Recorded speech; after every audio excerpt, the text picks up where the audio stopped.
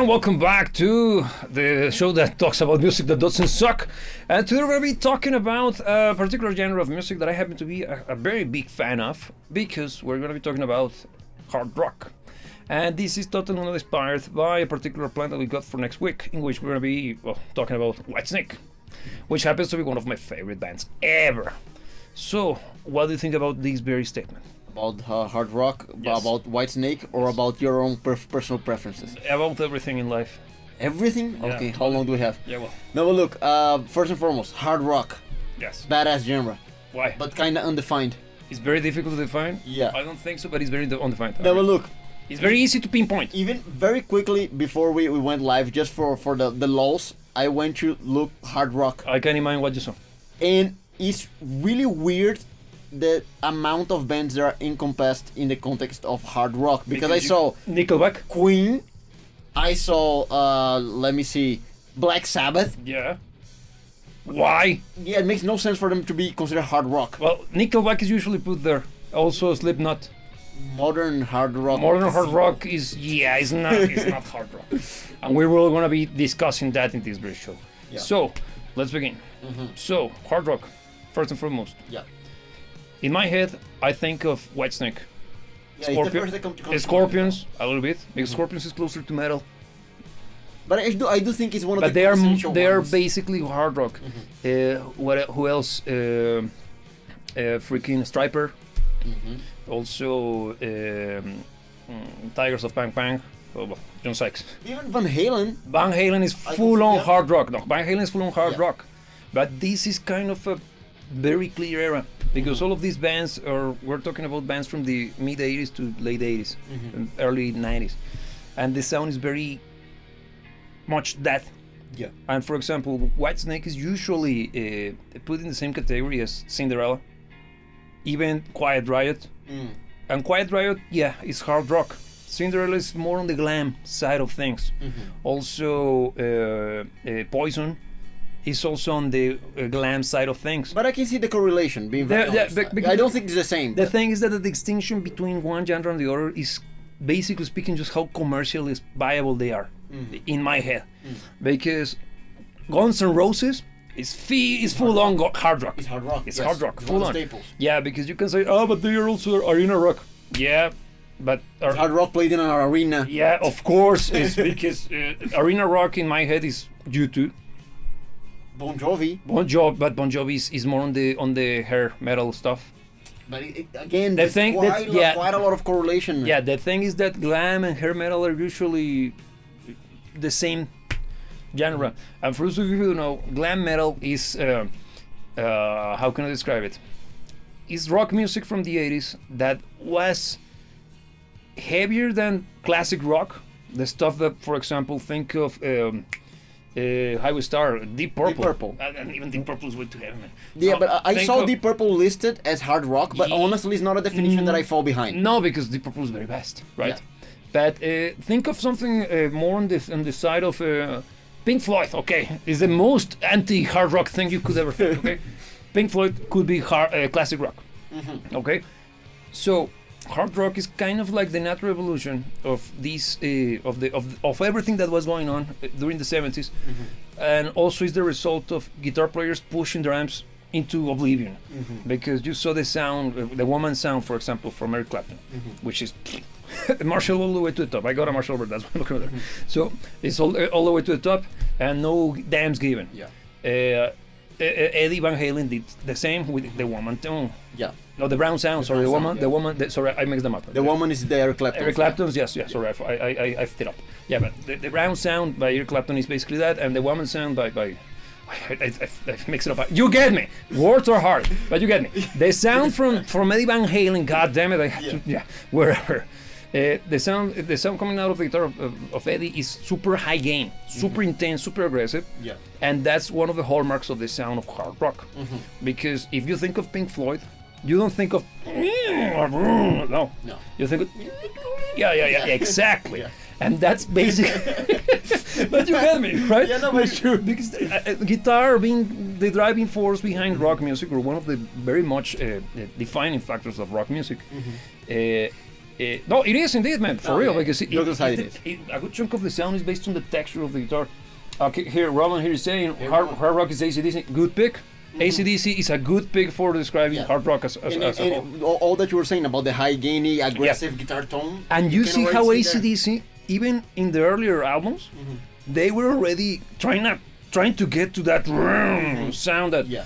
due to technology and of course the design of the amps, the guitar couldn't reach easily those levels of insanity without being noisy as all balls. I personally, whenever I see hard rock in my own head canon, Yes. I gravitate towards the mid '80s kind of open to the kind of a very early '90s sound. Like Which- Guns N' Roses. Like your Guns N' Roses, your White Snakes, the Scorpions from that era. Even though I do think that AC/DC is a band that falls into the category of hard rock. Yes. I think it's a proper definition.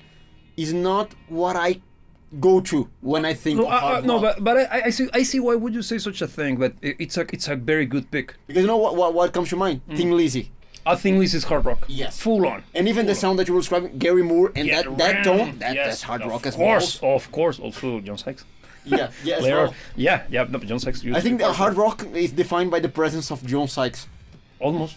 Because think about it, Tigers of Tank Bank, then Thin Lizzy, then freaking Whitesnake only for this album, and then and his solo stuff. No, but And then badass that you introduced me late, and I have to be grateful for it. Blue Murder. Blue Murder is freaking good. John Sykes, you will hear his name thrown around this conversation a lot. Yeah. Huge fan. That guy is a guitar player / singer, and he, as I already said, he was part of very important groups of musicians during that period in this kind of music. And his most successful effort was with Whitesnake when producing the fantastic album that is 1987. The album that you know its existence, but probably you have never heard on its entirety, because the only song you know is either "Is This Love," great song, or freaking "Here We Go Again," is not a good song. But It's a good song. it's cheesy as balls, man, and it doesn't sound like the rest. No, it doesn't. It's like it sticks out like a sore thumb. Yeah. The thing is that the rest of the album. Well, we can leave the conversation about this album. Yeah, but coming back to Yeah. John Sykes, Yeah. the thing is that him being part of those albums and those bands kind of developed the tone and the aggressiveness of the sound of the genre, because his guitar tone, it's probably the reason why I always gravitate towards this kind of high gain tight, almost metal, not necessarily full on metal tone when it comes to my own guitar taste and tone, because of how aggressive his guitar is, but also how mellow can become. Yeah, because it's expressive. It's very expressive. Yeah. It's very expressive. It's very musical, and also he's a fantastic guitar player. He's incredible, and also he passed away I think 2 years ago, and his guitar tone is not only that, because probably the reason why I also love that freaking pedal, the freaking micro pitch. Micro pitch is it's an effect that is very prominent in the album 1987 by Whitesnake, but also in the first album by Blue Murder. And it's an effect that, but think of this like this, because I'm gonna get the ring bell so I can explain. Yeah, so, go for it. So, Yeah, for the time being, I'm gonna invite you to introduce us to today's mix, which you haven't yet. because I'm already drinking. For those of you who are What are your manners? Yeah, sorry God about damn that. it. Sorry about that. But for those of you who are new to this channel or video or live stream, this show is usually accompanied by a beverage of your own making.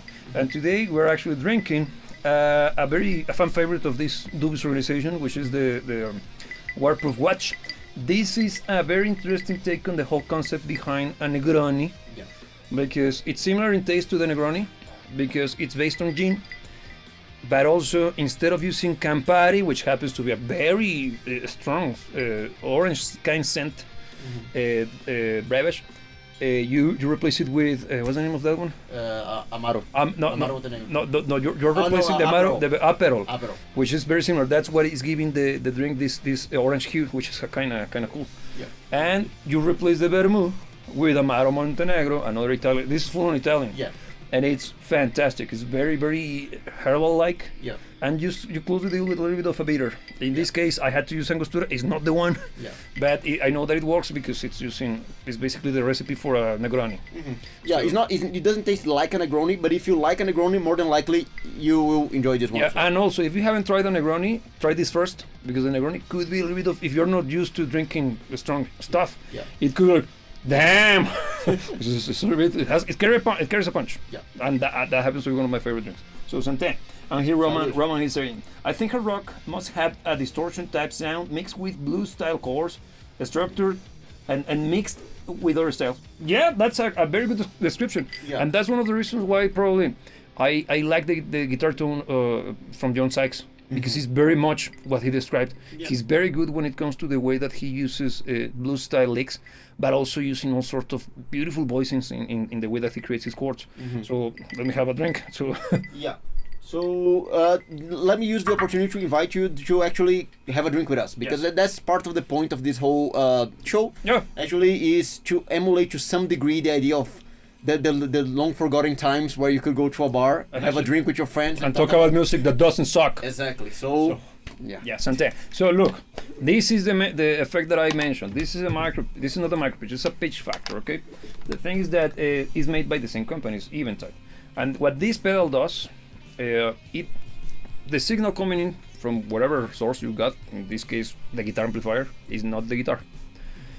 Comes in, it creates two copies of it. One of them is gonna be detuned lower, but by a tiny micro pitch. That's hence the name. Yes, a little bit, just enough for it to feel different, but it's not gonna be out of tune. And the other copy is gonna be tuned the same way, but upwards. And then you blend them together with the dry signal, which is the one that has no effect on it whatsoever, and you create this wide, punchy, stereo, rich, colorful, intense, dramatic, blah blah. It's fantastic. And where have you heard that? Eddie Van Halen as well. He's one of those guys that made this kind of effect popular, alongside John Sykes. The thing is that back in the day, for you to rock what I just described, damn, you gotta cash in serious bucks, man. Yeah.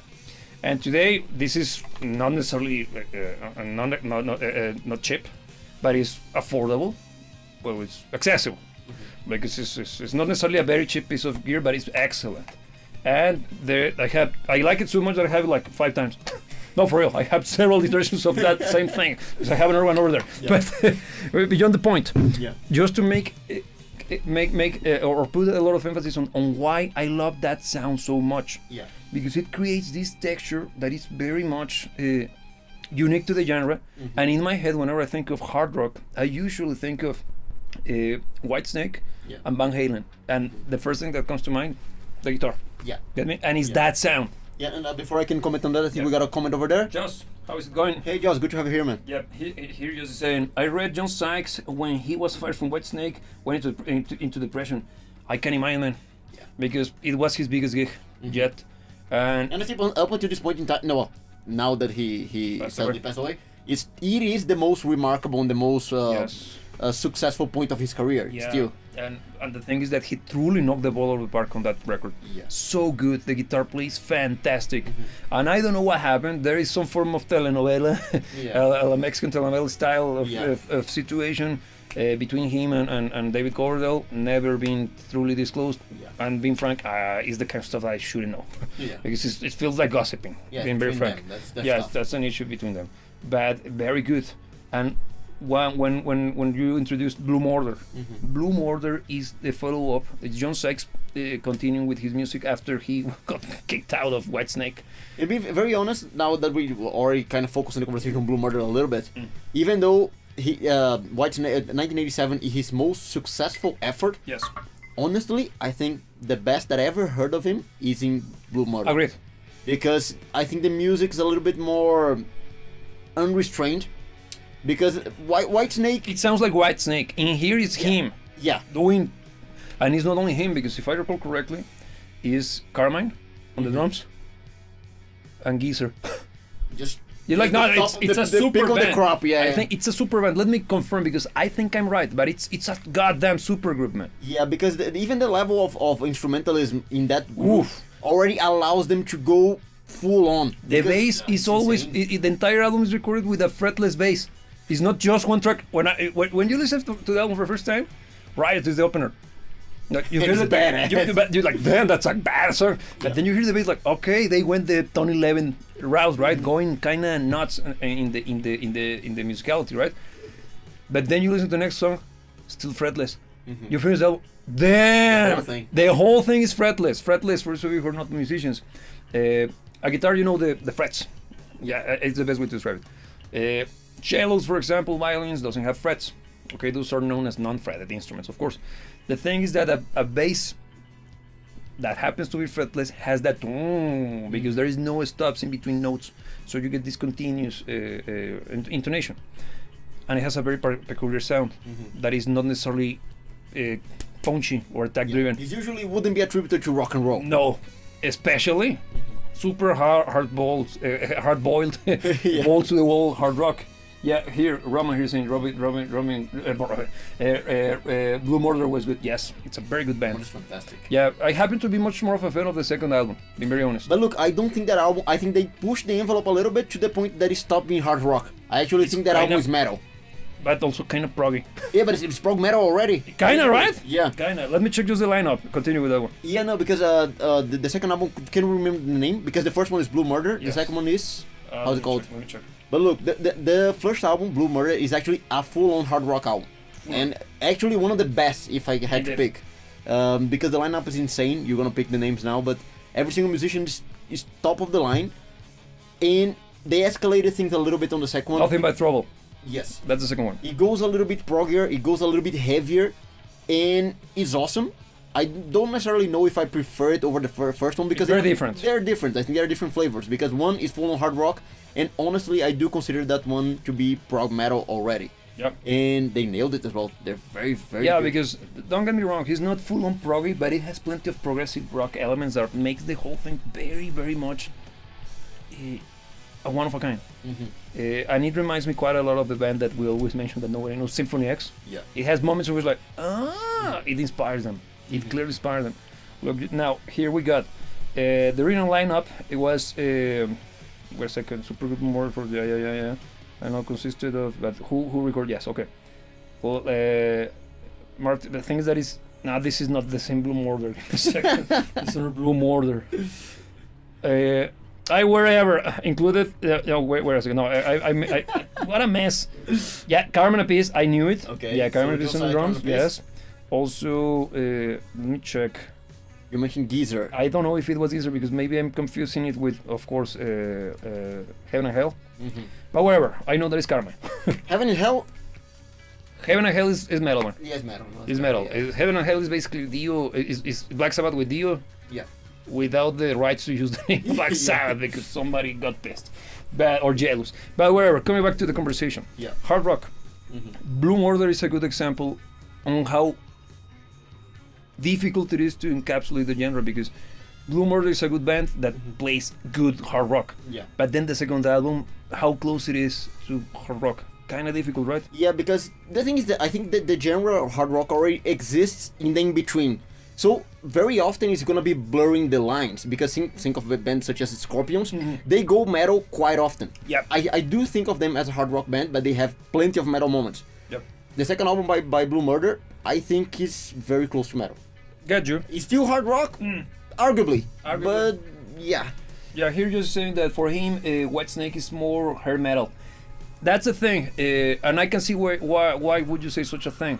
Because if you use songs like Here I Go Again or Is This Love as a way to reference to the band, yeah, it sounds closer to hair metal. But if you listen to, for example, Still of the Night, the same album, or Bad Boys, that's full on hard rock. Crying in the Rain. Crying in the Rain, and that one has plenty of blues elements to it, and it's also larger. But balls here. Oof, man, super ballsy, man. The singing is off the charts, fantastic, and this makes me think, where would you put Bon Jovi? Look, Because they are not hard rock. but they are at times can get there. Yeah. Because they are very. That would be a good pick for hair metal. Yeah. Once again, it's one of those And cases even where metal. They're line glam is rock, very- man, because they're not that heavy. No, they're not that heavy because they're a little bit more commercial. Of course, 1987 is a fairly commercial album. It's a badass album, but it's commercial enough. It's not an obscure niche album. Yeah. Bon Jovi takes the commercial side a little bit more to the forefront. But there are plenty of correlations as well with the approach to the music, the sound, the even guitar tone, for instance. Yeah, because Bon Jovi is very similar to Guns N' Roses as well. Mm-hmm. In instances, of course. Yeah, Because yeah. Guns N' Roses is clearly hard rock. They have much more of that outlandos of love, outlaw Yeah. attitude to their music that makes it much more aggressive. Because even their ballads, because the thing is that, for example, Don't Cry, that could be kind of hair metal.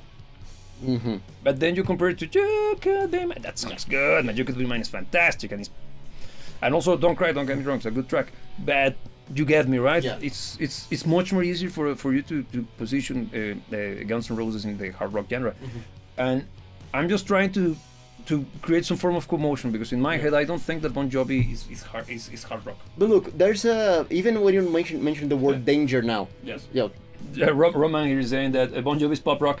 At times, yeah. Yeah. Yeah. The thing is that once again, this is just conversational, of course, because in the end, there's good music and bad music. The whole if it's hard arena glam hair, that matters less. But it makes for good conversation. Yes. But also it helps to define what you're listening to. yeah. But look, you mentioned the word dangers. Yes. And now getting a little bit away from technicalities of effects and tone or anything like that, Nerdy shit. I think danger, sexiness, Agreed. and Speed. ballsiness, I think those are characteristics of hard rock and a more emotional undertone. It's something that can be perceived in probably most of what we consider to be hard rock. Yeah, the thing is that what happens later. Because when you were mentioning, when you dig a little bit on the internet just to see what the masses or what is considered to be hard rock, I mentioned briefly Nickelback.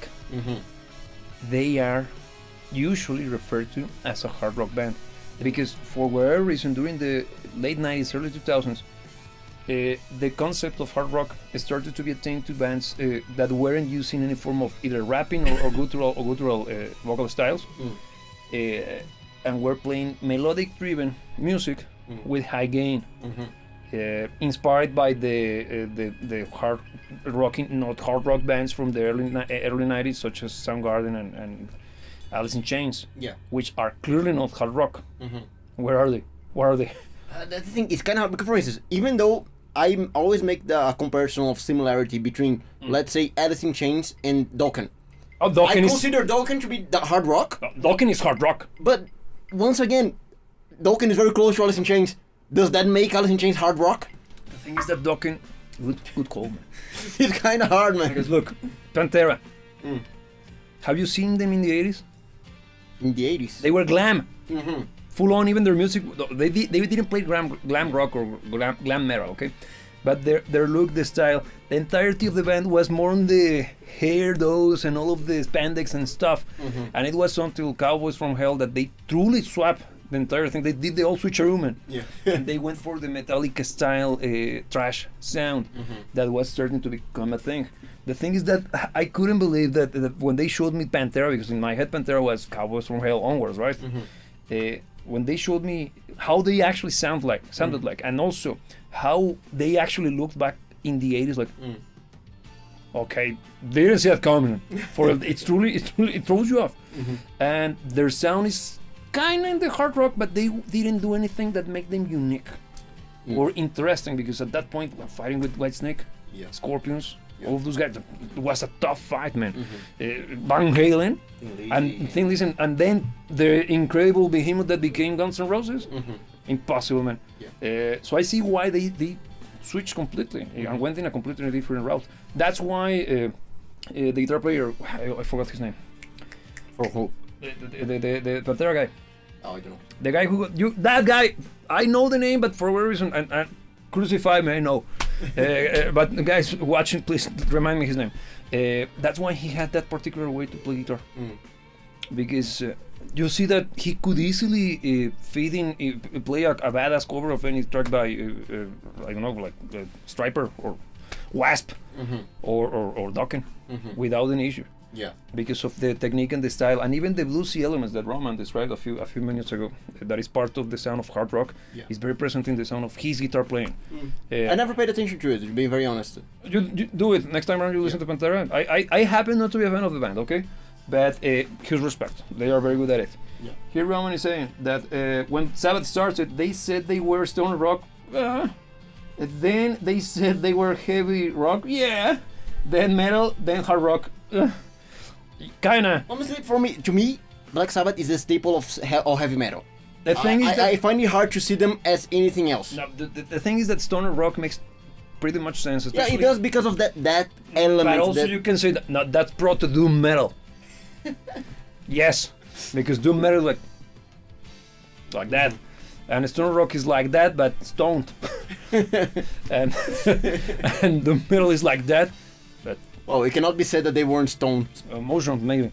Yeah. But the thing is that the sound is a little bit groovier, man. And the difference between a stoner rock and a stoner rock is usually as well confused with hard rock. Is it? It is. Because I see stoner as being a lot slower and a lot Yeah. less aggressive. The thing It's is heavy, but it's not the aggressive. thing is the heaviness, man, because the guitar tone, even the guitar, the way that the guitar tone is developed for stoner rock is very different from the way that you develop tone for hard rock. In hard rock, is the distortion, the saturation, the punch of the sound comes from the amp, and you boost it. You find a way to boost it with a pedal or whatever. And it's a more cutting sound. It's super tight and super precise, because what you're looking for is something that is like super controlled by incredibly aggressive sounding, but it's under your control, which puts you that in living on the edge Yeah. kind of thing, right? Because Actually, Aerosmith is a hard rock band. yeah, somehow my mind. No, I tried to find an argument against that, but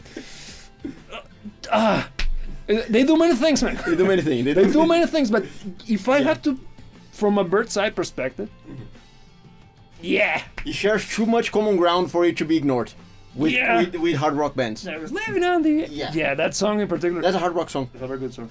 And it is a hard rock song. But dude looks like a lady. That's kind of Dude indeed looks like a lady. No, he does.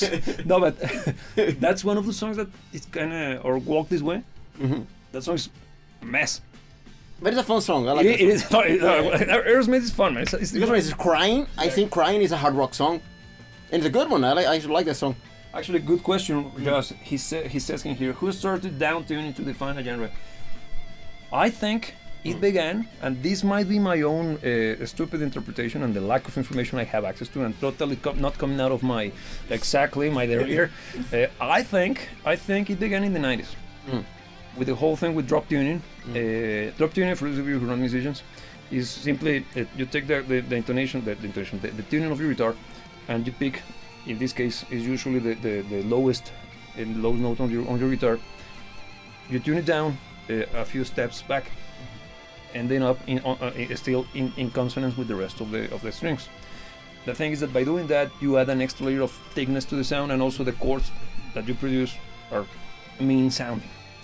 So it creates a much more not aggressive, because it's not. Heavier. It's just heavier because of the tonality. Man.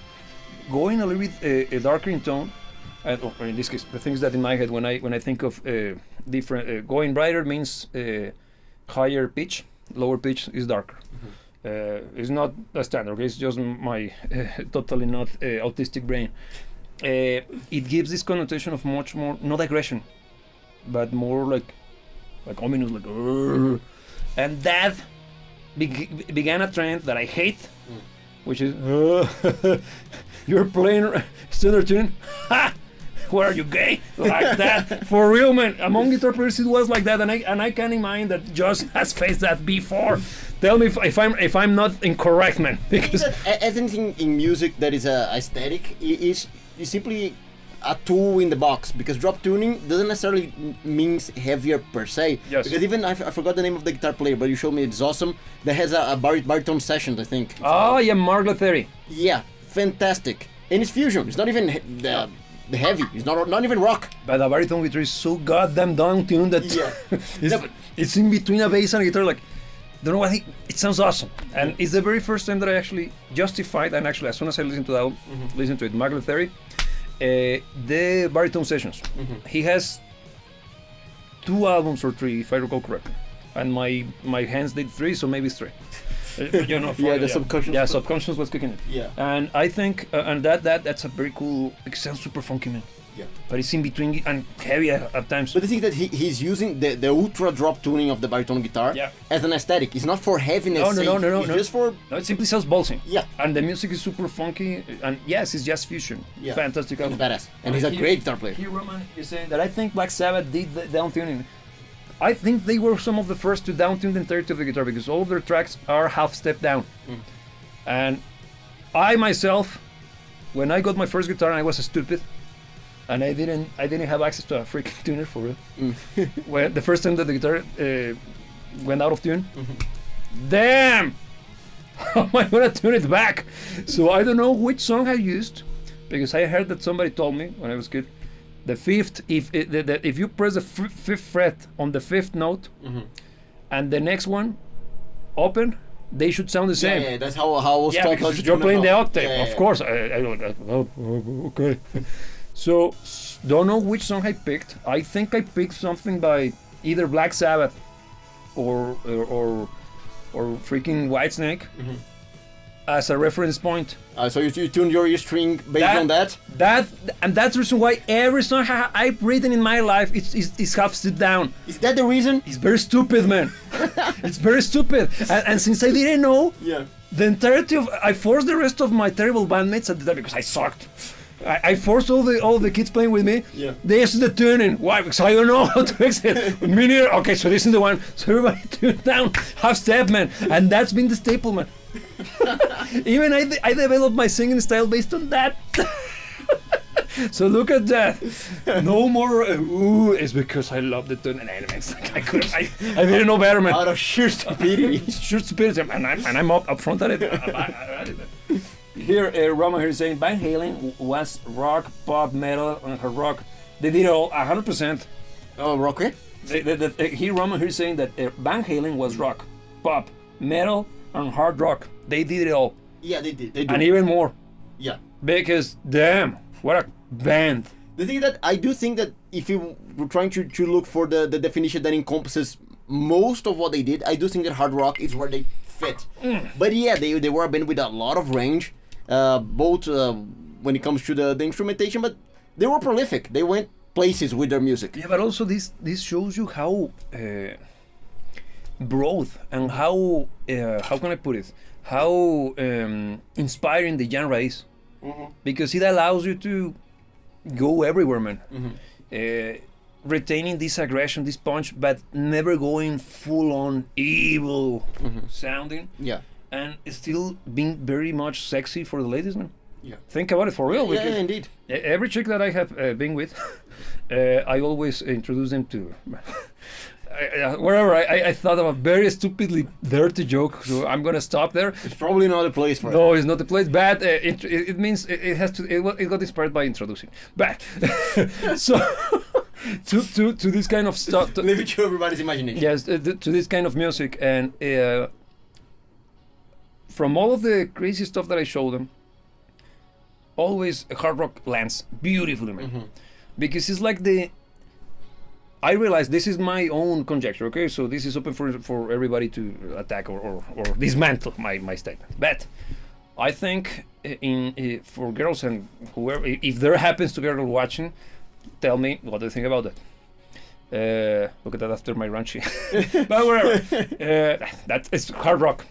This is it. Yeah. I think it's because it embodies the manliness that they hope for to find in a guy. Because it has the aggression, yet the controlled nature, but still kind of rebel-like.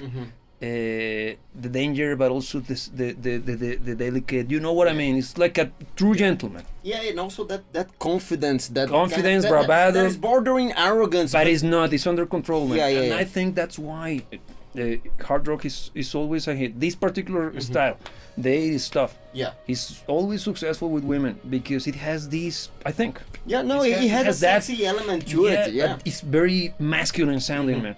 And for us, like, I want to be those guys. Yeah. Yeah, Those guys are badasses. That's badass. And Yeah. I think, Uga, if I listen to this, I'm going to be like that.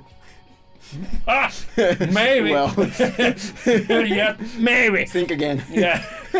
But get me, I No, might it does be. make sense. It does make sense. It has that kind of a masculine appeal that guys want to be that and girls want that, and it makes sense. I agree, man. I agree. You're also thinking on that there's a joke. I can Well, tell. but look, one thing, kind of bringing back the conversation to more family appropriate tones. One thing that we kind of bordered over, but we haven't attacked fully, Yes. is the excellent guitar work. Because Oh, yeah. I do think that taking guitar to the top of what a guitar can do is part of hard rock. Yeah, it is indeed. I think some of the biggest guitar heroes that we cherish come from that.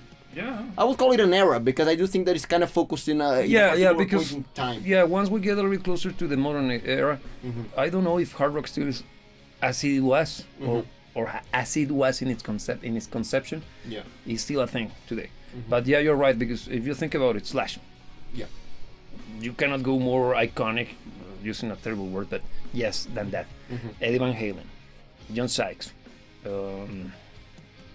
All of those guys have this particular imprint in music, and is the kind of guitar players that every kid, at one point in their learning process for the instrument, will listen to. Yeah. Gary Moore as well. You get that.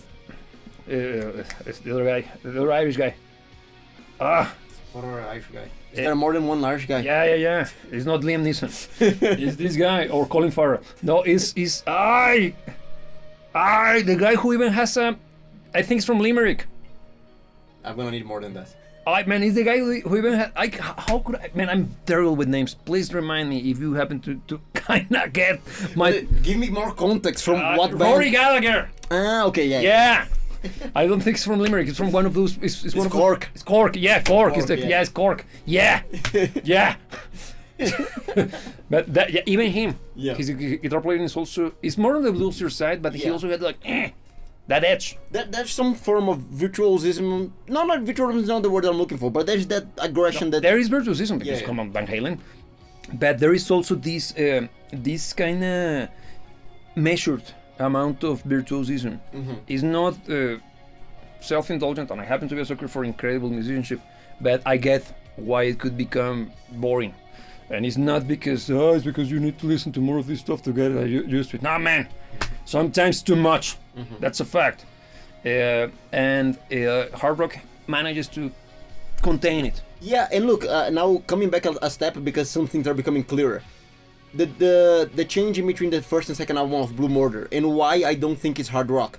I think the musical proficiency, the indulgency, as you put it, is a little bit more fleshed out in the second album, which I think strays a little bit away from the self-contained nature of hard rock. Okay, good point. Because there's quite a lot of showcase of proficiency, but I think it's still contained in the boundaries of music that is simply badass. It's not trying to show. It's not a flex. Get you.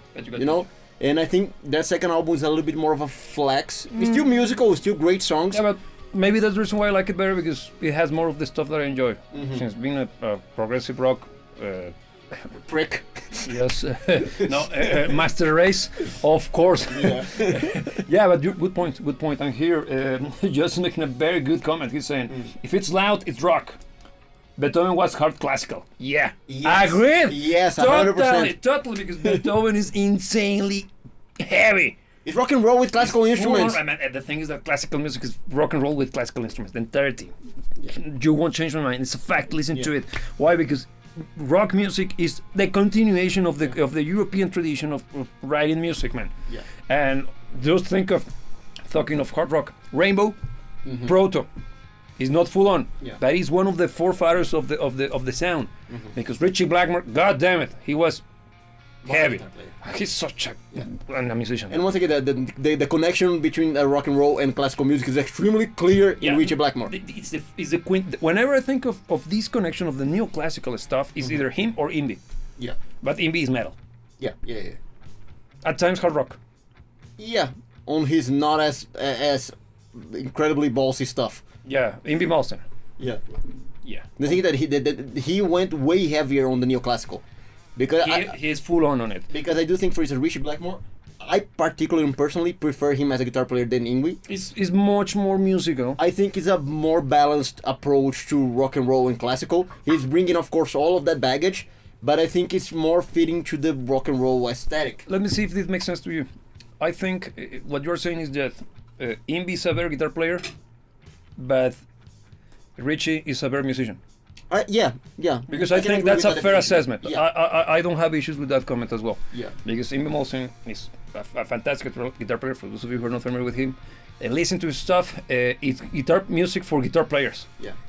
but it's for everybody. But No, but look, I think he's kind of maligned because since he goes ballistics at times, he goes absurd. sometimes he goes way too self-indulgent. Yeah, I but can't deny that. I think a lot of the people that comment on him picks up on the absurdities Yes. and generalized as if all of his music was like that. But honestly, he has quite a lot of musical music. Fantastic, man. Yeah. I totally recommend you to Rising Force. Listen to that album. So good. And believe it or not, has a singer. And the entirety of his music has always got a great singer. And so, what? I only thought that he was one of... No, man, he barely plays his music. Most of the time, it's badass melodies, and he shows up doing incredible stunts. Oh, Satriani. Joe Satriani. I think he has his moments to fit into hard rock. Good point. Because look, all of those instrumental guys, Joe Satriani, Steve Vai, who else from that era? Because I'm thinking of Tony McAlpine, but he's Greg Howe, also. Well, I will come back with more names. Things that right now, as you can see, I Dimebag Darrell, Pantera, it finally came to my head. Just 20 minutes later. On the party pile, all of those guys, particularly Joe Satriani, because his music is a little bit more self-contained. He's not as crazy loco like Steve Vai. Yeah. They're a hard pick because in general, Joe Satriani falls in the category between rock and hard rock, but plenty of bluesmen. Yeah. And the thing is that the way that he writes his music is very modal-like. He's using nerdy terms, but the music that he creates is one of the guys who popularized the use of ancient styles of harmony and scales in the rock and roll environment. That's why his music is so good, man. And it's like what Miles Davis did with jazz in that case. Yeah, actually. And very, very, very, very intense music, punchy, fun. I do think that aesthetically speaking, it makes fits sense. mostly on hard rock. It's a good pick. You're right. Yeah, I never stopped to think about what kind of genre he plays, but yeah, it's hard rock. Because of course the blues, you mentioned the blues elements are very clear there as well, but I do think that blues elements are because he part knows of how to play. the essence of hard rock as well. I agree. Most of hard rock has some of blues into the mix. Yeah, because Steve Vai's music is all over the place, man. That guy, like, man, I don't even know what this is. Because at times it's kind of like this eclectic music from those albums. Do you remember from the mid-2000s? When they were selling world music. Oh yeah. It sounds like that. It sounds like... Is the kind of stuff that you call it experimental? But it's just not. because You couldn't find a better way to what say it. experimental? Whatever he does. Yeah. Here, he's saying. So would you say that a fusion of blues, classical with distortion pedals, and fast chord changes along with grungy vocals is a recipe for hard rock? No, but now that you say it like that, it's not a bad way to describe it, man. No. Yeah, the thing is that, once again, since hard rock is a genre that exists in between genres, because what is hard rock at a very bare bones way to look at it? In my head, it's heavier than regular rock and not as heavy as metal. So anything that exists in between could be seen as hard rock. Yeah, let me see if this rephrasing of what you just said, because I think it's a good description, helps. It's more aggressive than rock, while being sexier than metal. Okay, yeah. Get me? Yeah. because metal has zero sex Because metal appeal. that does this. Yes. Yeah. Yeah. Yeah. Because metal, metal never works with with women. It Look. does. It does somehow.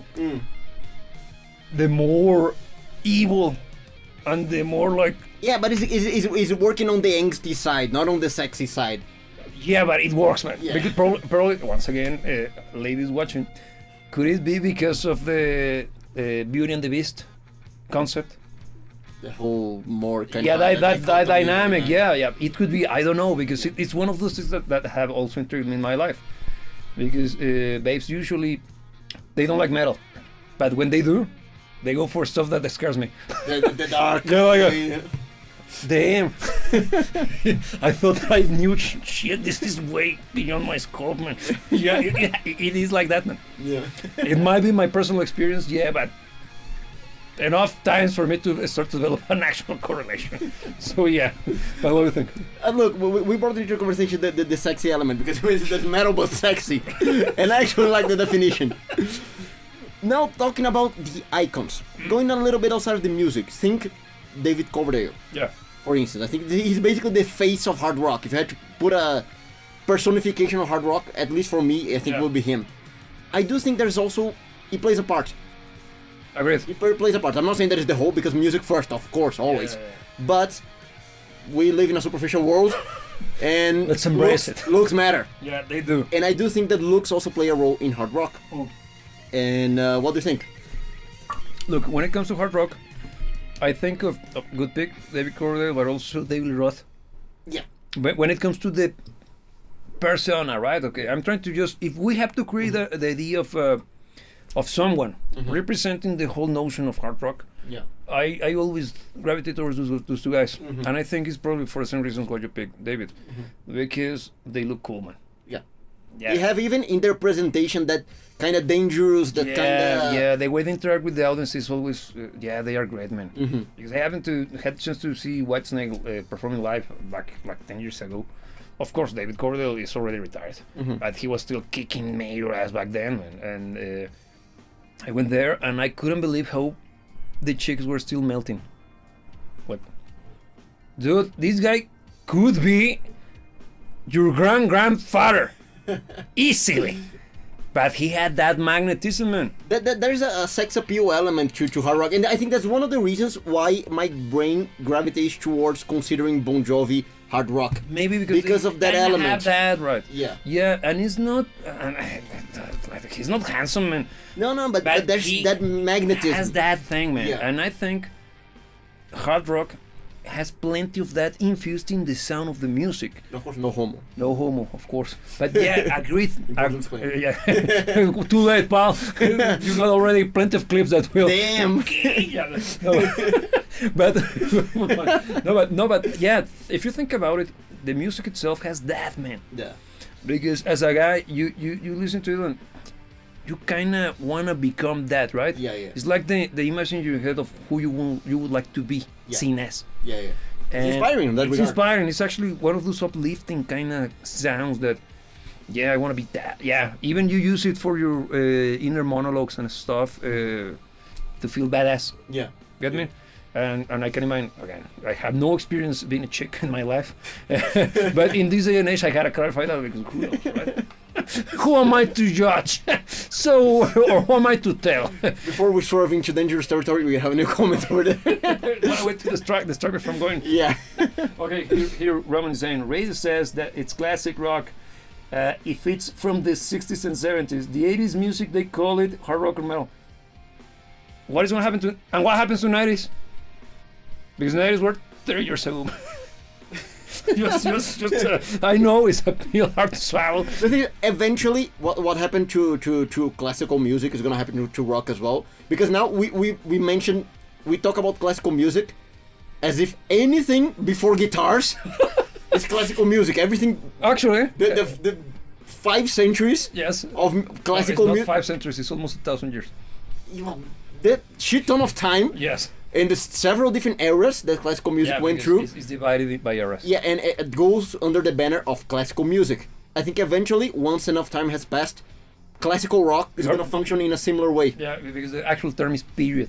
Yeah. And yeah, because in my head, maybe because of how much I have spent learning music as a professional musician, of course, and doing the whole thing with recording music and producing music, I had to learn a lot of music history because I had worked with orchestras and musicians, classical musicians and stuff. And the first time I did it, like, I'm a goddamn pleb. I know shit, so I don't want to look like a loser. So that weekend I didn't sleep. And that's why I learned so much about classical music, man. Because I don't want to look like a badass. So I managed to defend myself. But one of the things that changed the way I saw music, particularly contemporary music, that's why I always refer to it as contemporary music, because it's the proper term in this whole thing with music, studying music, musically. I already see, even though we're talking about just simple decades, I already see periods, man, because the sound of rock music has evolved naturally and beautifully throughout this tiny period of time, if you look at it from bird's-eye perspective. And when I was watching this interview with Steven Wilson, fantastic musician, great composer, his band Porcupine Tree, one of my favorites ever, recommended 100% and listen to the album Deadwing. Yeah, Deadwing, I think it's a good introduction. It is. The other one, Absentia. In Absentia as well. Yeah, but Deadwing has a good introduction. Yeah. Listen to the album, totally recommended, fantastic. And in an interview that he gave, progressive rock. Yeah, contemporary progressive rock is from the early 2000s.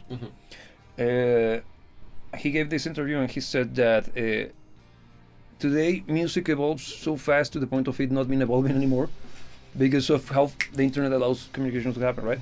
So any form of discovery or new way to do something becomes a standard in a matter of hours. You release a new record where you did something funky, the whole thing with the micro pitch, for example, I explained. Yeah. Everybody will be copying it. If it hits hard, everybody's doing it by tomorrow. Back in the Middle Ages and during the period in which classical music developed, how?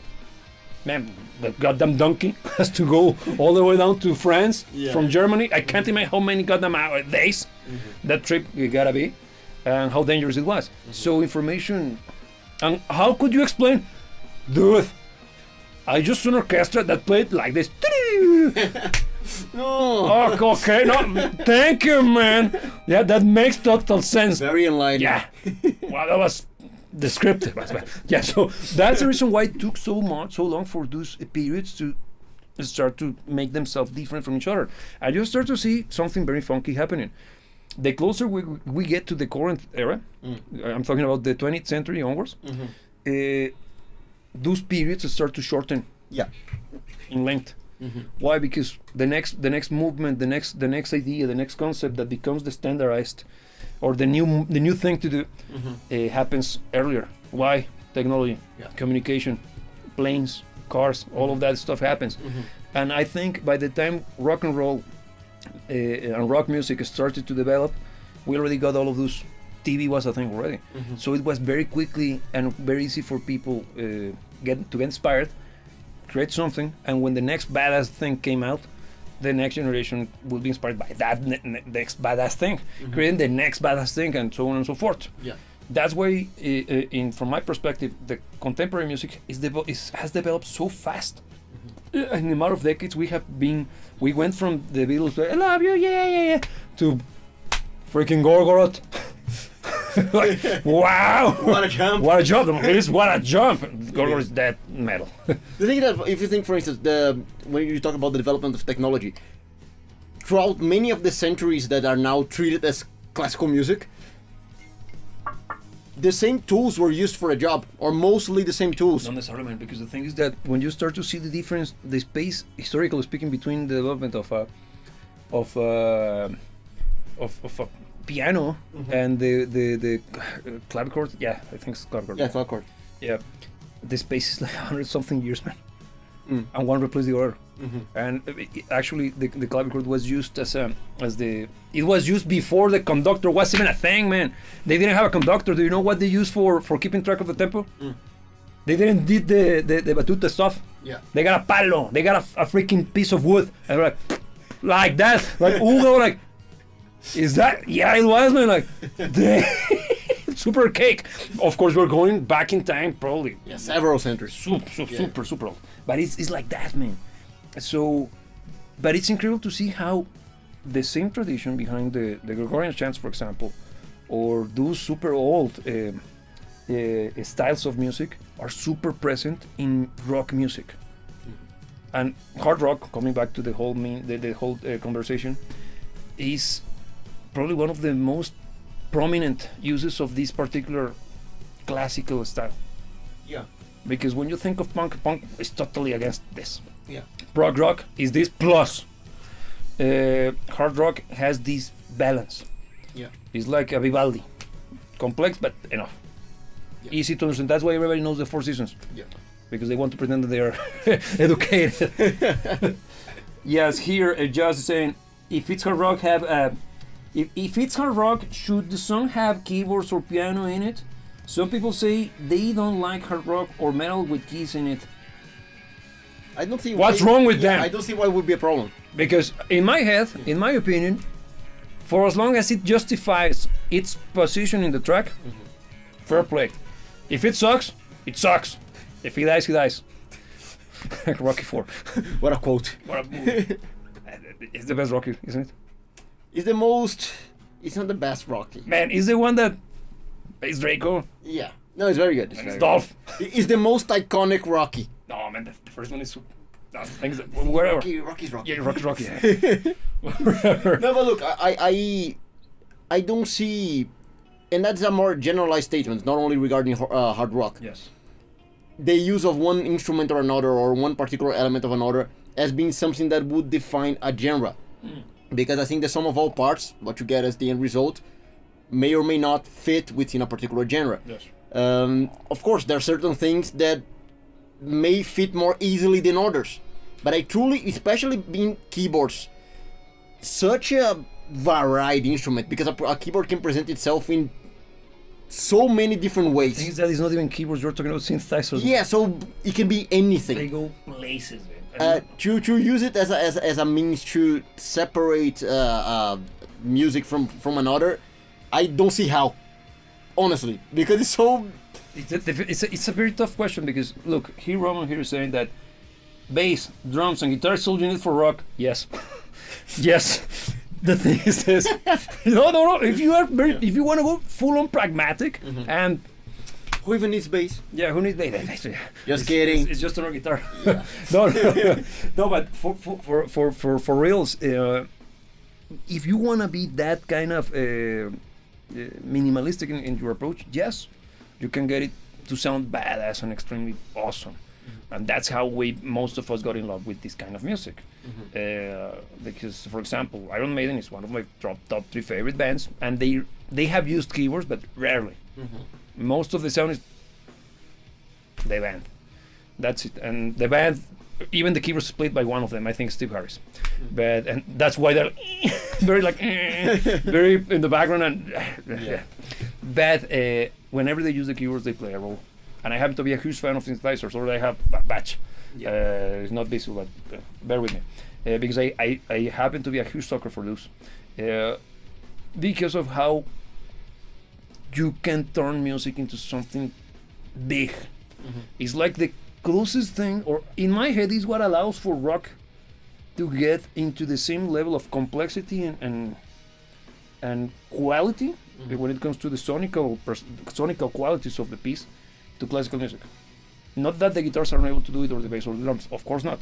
The thing is that the keyboard, due to its character, to its range, to the possibilities that can come out of a synthesizer, you can create a super awful patch that sounds cheesy as balls, like you clearly hear the Law and Order intro, or FM7, or you can create something fantastic like the introduction to Shine On You Crazy Diamond.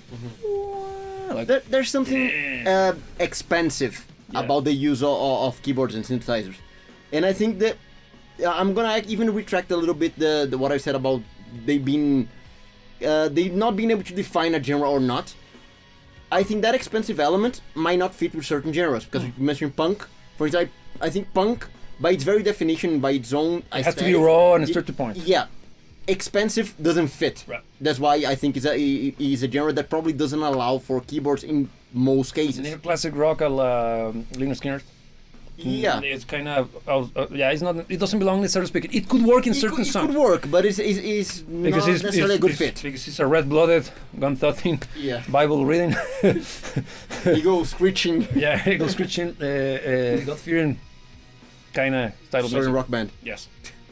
Yeah. I like Lynyrd Skynyrd. They're fun. It's a great band. but it is like that, right? Yeah. Yeah, but for something like already mentioned Pink Floyd, but even not jazz, of course. But think of Rush. You got both, no keyboards and full keyboards, Yeah. and the sound is different then. Yeah, I think for every genre that is a little bit less set in stone than punk, because punk I think is a very bare bones by nature genre. But I think most rock and roll genres, they allow for some leeway. Yeah. I think the presence of keyboards wouldn't necessarily be a problem because you can have more or less expensive versions of that genre. Because in hard rock, for instance, you have more bare bones, awesome, badass hard rock, and you have more, let's say, intricate hard rock as well. And the keyboard might fit better one than the other. Here Roman here is making a comment. He's saying that hard rock sometimes goes good with synths, but metal uses two guitars and very little synths. Most of the time, I agree. Because think of something like the thing is that, for example, Indy Molstein, he uses keyboards on his metal. Yeah. But he's only a guitar player. Because no, I don't think he would like having another guy playing guitar with him. And no. But Iron Maiden is a good example. Heavy metal, 3 guitars.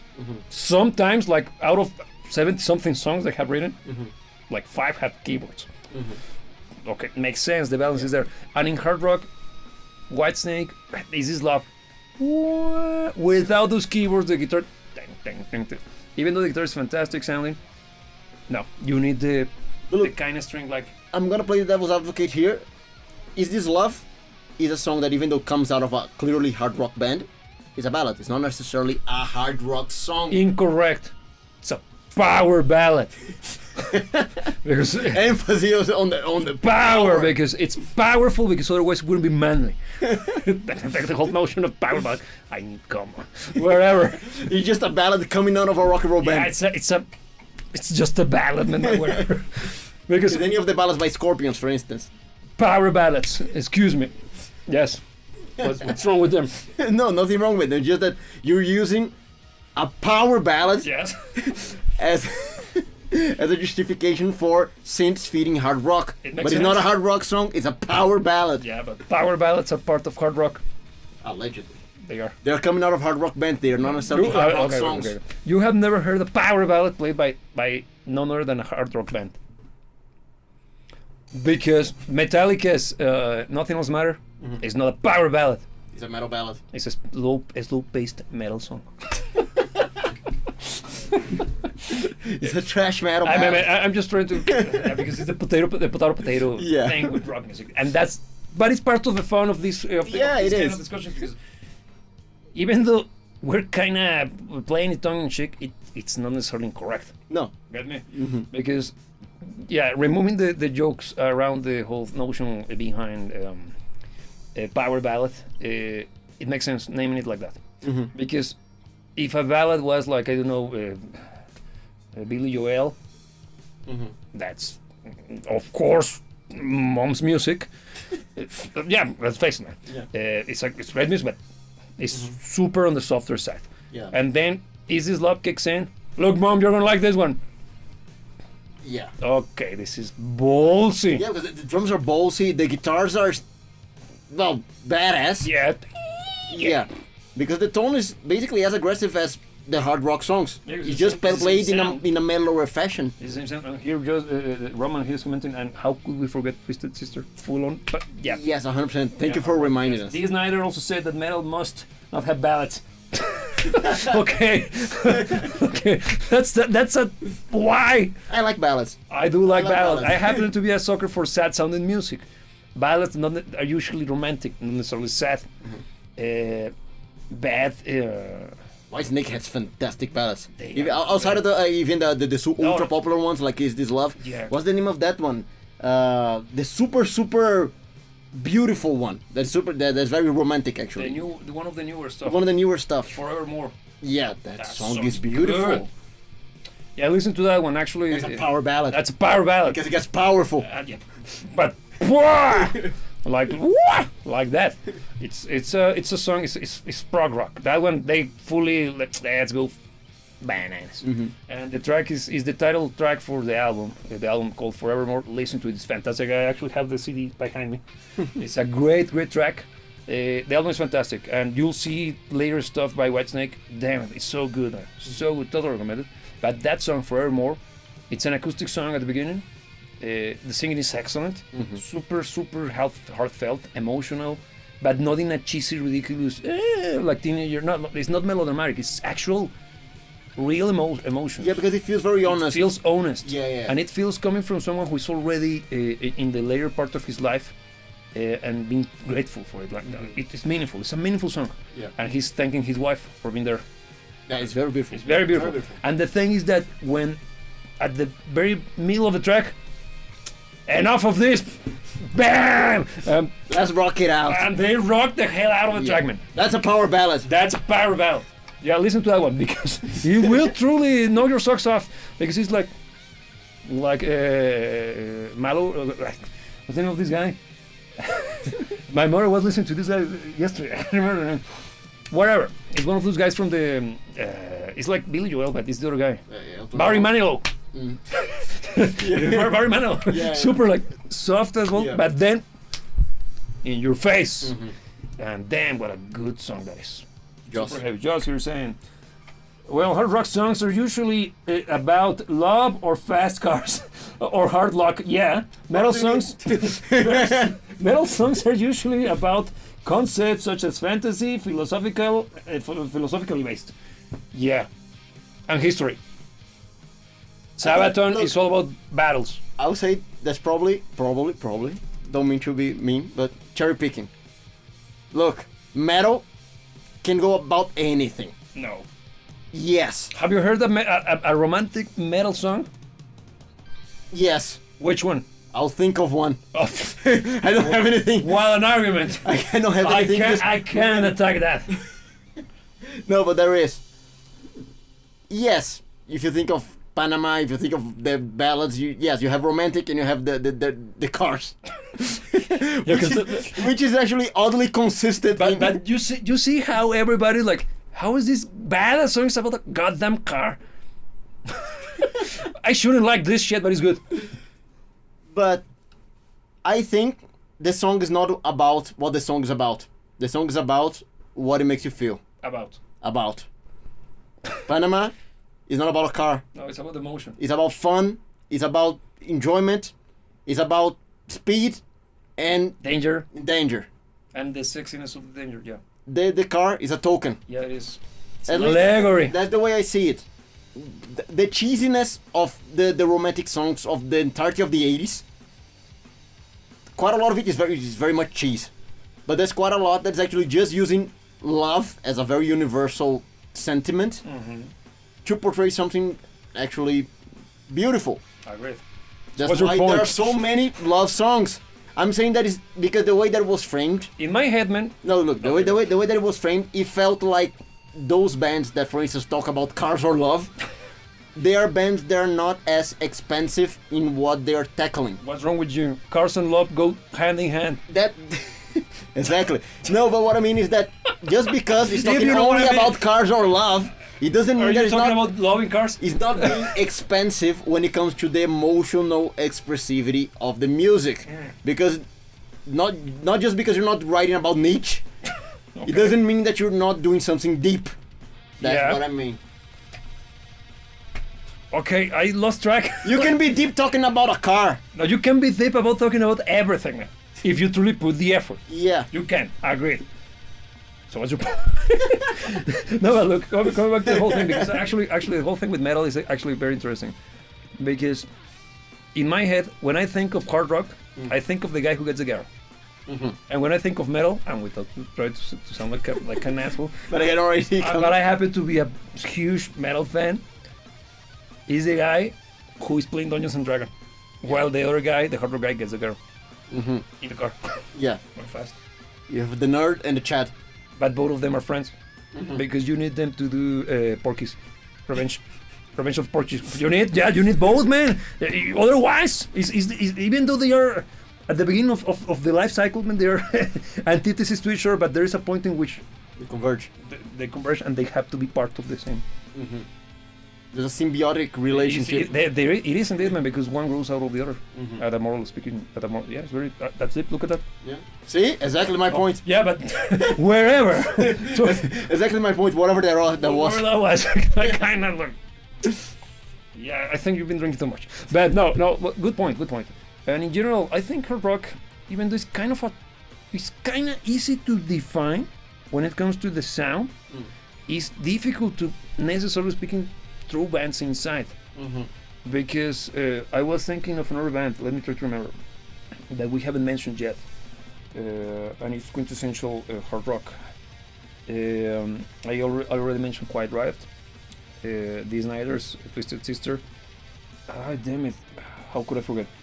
Speak. I will come back. I'm trying to remember. Okay. So, as we probably get close to the end of this conversation, Yes. I would invite you that are joining the conversation with us to tell us which one is your favorite hard rock band. Actually, let's finish off with that. Yeah. Yeah, And because I'll try to remember. I could whatever. remember. It's not that I'm giving up because the thing. Fail. No, it's similar to Aerosmith. It's one of those bands that where would you throw them? But I don't remember if I can't remember which one it was, and it was a good pick, man. The things that you went so long on your No, on my your delirium, baseless rant. your baseless rant that truly I lost track of what I was even thinking. So I yeah, was trying to get lost in a word salad. yeah. So wherever, There was a point to be made, okay? somewhere, if you do this, maybe. No, jokes aside. Yeah, picks.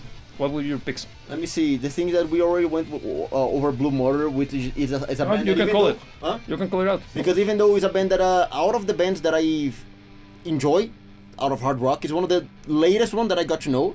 But honestly, I saw them as a band that managed to take hard rock to a new level, Yes. and it gave me an even deeper appreciation for the genre, because I think they brought a more prolific and a more instrumental proficient element to the play without getting out of the boundaries of what is hard rock. Yes. And without ignoring the fact that hard rock is already a proficient genre, okay? I'm not saying that hard rock sucks and they are great. No. Hard rock has always been great, the guitar playing has always been great. Those guys actually managed to take it up a notch. Okay. And because of that renewal that they granted me of the appreciation of the genre, they are currently my favorite hard rock band. Your top pick. Yeah. Okay, on my end, I think I'm a huge Whitesnake fan, so I'm gonna pick Whitesnake, obviously. The thing is that Whitesnake is very, very much a band that is super consistent. Yeah. Because please, if you haven't given a try to their latest albums, please do. You're gonna be totally surprised. It's fantastic. It starts off with "Good to Be Bad." Even the title already tells this is full on hard rock, man. Yeah. Listen to that one; it's incredible. Here, Just to Speak would be AC/DC, good, and Roman would be Van Halen, good picks as well. Yeah. Yeah. Please tell us why before we go off, because it's actually it would be interesting to see why you picked them. It's interesting because look, once again, None of us picked the same. But look how interesting it is, the broadness of the genre. Yes. Because those two picks alone, Van Halen, AC/DC, Yes. their bands, they're kind of hard to find a correlation in between the two. They're very different bands. But look, I think it has to do plenty with the personality of each of us. Because in my case, I like Whitesnake quite a lot because I happen to be, even though I look like a tough cookie to bite, I'm quite like a rancid cookie. No, I happen to Putrid. putrid, yes, like the one that you found behind the fridge. stove. The stove, like all moldy and shit, covered with shit. Probably it's probably the third, you don't know, but it might not, and you run the risk. I happen to have a soft heart when it comes to that romantic aspect. So that probably is the reason why I resonate with them, because it's the badass shit, but also like the Romeo and Juliet stuff kind of thing. Yeah. So I like that shit. In your case, why you would pick Blue Murder? Why? Just because of the new shit? The new In your shit, platter? the new shit makes plays a role, but it's not because of that. I think it's because they showed me the full extent of how far hard rock can be taken to. Because even though they're not as they don't have the same range in their compositions. They have as musicians, but in compositions they don't have the same range as, let's say, Whitesnake. Yes. That goes from the soft, mellow, beautiful ballads to the Still of the Nights. Yeah. They are a little bit more focused on the hard hitting, more. And they are much more. They take musicianship even much more serious. Yeah, and that's what took my appreciation to a new level, because I think they still retain the badass songs aspect of hard rock. Yes. They are not indulgent from a instrumental perspective. They're not just throwing shit to the wall. Yes, They're actually writing. There is a songs. reason behind every move. Yes. Yeah, but taking the instrumentation and taking the musical proficiency to a very high standard, even for hard rock standards. Within the still sounding the genre, because Exactly. it could be easy for them to end up sounding like a rock metal band. Exactly, which they kind of do on the second The album. thing is that the second album was released in '94, if I recall correctly. That was already the point in which Dream Theater got successful with Images and Words. Yeah. Also Queensryche, of course, with Yeah. the Operation Mindcrime. You got already Face Warning. All of the good forefathers of rock metal were already rocking. Yeah. So I can see them being also influenced by them. 100%. But look, the thing with Blue Murder is not a band that I would use to introduce anyone to hard rock, Why? because I think it's on the Higher end? high, not higher end. No, from, in the sense of the being better than the rest. No. But It's it is. less approachable. Yeah, it's on the less approachable side of hard rock. But I'd say anybody that already likes hard rock and haven't listened to Blue Murder, I'd say you would be doing yourself a huge favor to go and listen to the album Blue Murder. They are the two albums, but I think the Blue Murder is the one that's more appealing to the hard rock crowd. Yeah, because it's the closest to the genre. So if you guys watching haven't listened to it, do yourself the favor and listen to it, because it's Get worth your ready time. to get your face melted. It's fantastic. Yeah. Here, just his pick is AC/DC because it has a heavy groove. You can even dance to it. Good point. Like, shock me all night. Yeah, it has that kind of almost dance-like thing, Yeah. but still being like full-on balls. Yeah. And Thunderstruck is such a great track, man. It is. It is. That's indeed. probably one of the best intros ever. It is. And talk about iconic guitar playing. That's there. You And can't I'm go getting more. goosebumps just- You can't go more iconic than that. Yeah.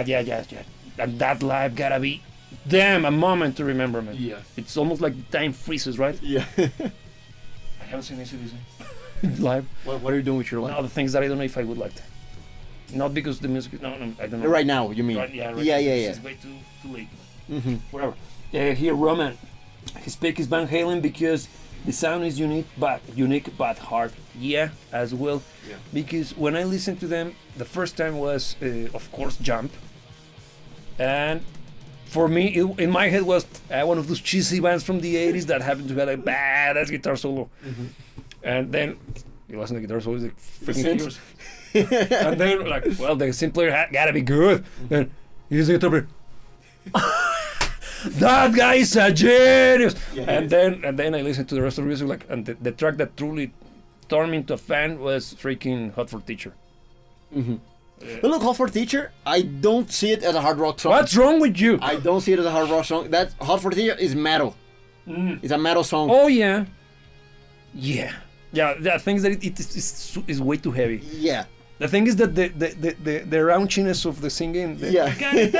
That's super hard rock. Because 100%. Because again, the danger, the sexy, all of that. Yeah, but what a good song, man! And the drums. Yeah. Because the drums when the kid played to me, showed it to me on the freaking playground with headphones, like, this is gonna knock your socks off. Like, I doubt it, but then the song finished like, man, I'm not even wearing shoes anymore. What happened? It was that. I was whoa! I couldn't. I mean, I was like, damn! No, that one is mind blowing. Indeed, it's mind blowing. Yeah. You see that drum kit? Yeah, it's one guy. Yeah. And the guitar playing. Oh, the guitar. I couldn't. Because that one is one of the ultimate guitar songs, and it definitely earned its place as one of the ultimate And guitar it's songs. unique and hard. Yeah. Yeah, because nobody plays like that, man. No. What a great band. No, the thing is that when Van Halen, when they popped up, they actually kicked everybody's ass. They changed the game for real. Oh, here just is making a good comment here. I've been told that the secret to rock is a disco beat to distort the guitar. As Kiss? Kiss is hard rock. No, they're glam. No, that's full-on glam, man. No, they are not hard rock. They have songs that could be in the hard rock. The thing is that I think glam is more defined by factors external to the music. Like than makeup. Like makeup. glamour? Like glamour. Than the music itself. Their music can be very easily fit into hard rock. Nah, the thing is that, for example, I can give you God of Thunder. Yeah. That could be hard rock. Detroit Rock City. Yeah. Yeah. Yeah. Love Gun. Because it even has the sexual innuendo. Yeah. But that's not even that much minor, like, clearly. It's not subtle, man. Yeah. That's a great song. It's a great song, yeah. But Love Gun is closer to Bon Jovi, man. Are we gonna come back to the Bon Jovi? And that's the thing. If It's you're very much hard rock. if you're considering Kiss to be hard rock, what's stopping Bon Jovi? Nothing. I consider a lot of Bon Jovi to be hard rock. Look, Roman is saying, yes, you can dance to rock, but I don't think you can dance to metal. No, man. You can dance what? To what? To metal. Because you don't dance to metal, you go into the mosh pit. Yeah. You headbang. You head back, Yeah. actually. Yeah. Don't do it. Yeah, the mosh pit is never fun, man. No, it is for a while. It is for a while when you are not when you're surrounded by a bunch of tough guys, because it's always fun when you're a kid, man. Because everybody It protects the kid. defend the kid. Yeah. So everybody gets better, and you're like, but you think, yeah, kick some mayors. Like, nah, man, you did nothing, man. And you had the time of your life, and all of the pals that surrounded you and protected you, oh, left up, man. So like, yeah, when you are on the other end, when you're actually the grown up taking care of the kids. It's stupid. Never do it again. So let the kid die. Freaking kid. Freaking kid. If he dies, he dies. It was his own decision, his own choice. For that was a good conversation.